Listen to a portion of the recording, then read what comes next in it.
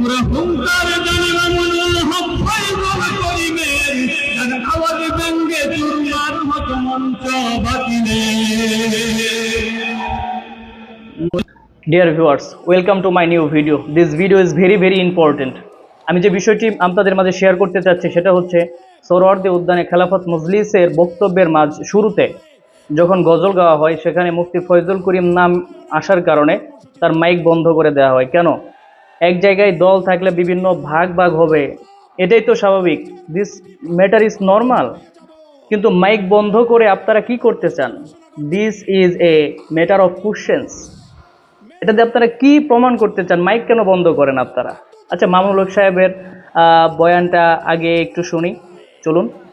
আজ গণভোটের রায় বাস্তবায়নের জন্য বাংলাদেশ খেলাফত মজলিস যে ডাক দিয়েছে, এটি আমাদের সর্বশেষ কর্মসূচি নয়। আজ হলো আমাদের গণভোটের রায় বাস্তবায়নের জন্য কর্মসূচির যাত্রা শুরু। এই কর্মসূচি নিয়ে আমরা বাংলাদেশের প্রতিটি প্রান্তে প্রান্তে ছড়িয়ে যাব।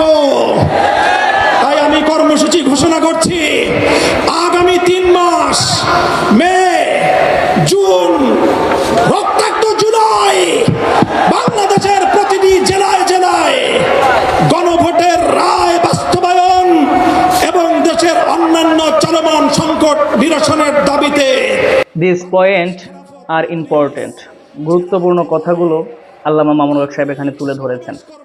কিন্তু সবচেয়ে আশ্চর্যকর বিষয় হচ্ছে, ইসলাম তো মানুষকে কাছে আনতে শেখায়, কিন্তু এই যে দলে দলে ভাগ করে দেয়, আমি জানি না যে এটা আল্লামা মামুনুল হক সাহেবের সমর্থনে হয়েছে কিনা, বা হয়তোবা তার মানে সমর্থনের বাহিরে, হয়তোবা মামুনুল হক সাহেব নিজেও জানতেন না যে এরকম কিছু একটা হবে, হয়তোবা মামুনুল হক সাহেব একটু দেরিতে আসছেন। বাকি যে বিষয়টা ঘটছে এটা আসলে আমাদের ভিতরে একটা ধাক্কা দিয়েছে, মানে একটু কষ্ট লেগেছে বিষয়টা।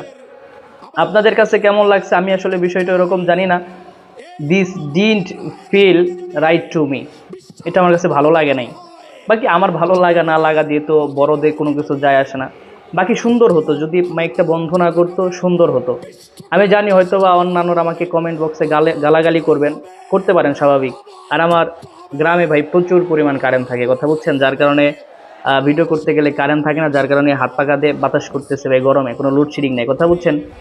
বাকি কথা ভাই, আসলে ইসলাম মানুষকে একতাবদ্ধ হওয়া শেখায়। রাজনৈতিকভাবে ভিন্ন ভিন্ন মত থাকতেই পারে, কিন্তু এই জন্য যদি ব্যক্তিগত হিংসায় রূপ দেয়া হয়, বিষয়টা সত্যিকার অর্থে লজ্জাজনক ব্যাপার। আর বড়রা অবশ্যই বিষয়গুলো খেয়াল রাখবেন। আল্লাহ রব্বুল আলামিন আমাদের বড়দেরকে আরো বড় হওয়ার তৌফিক দান করেন, আমিন।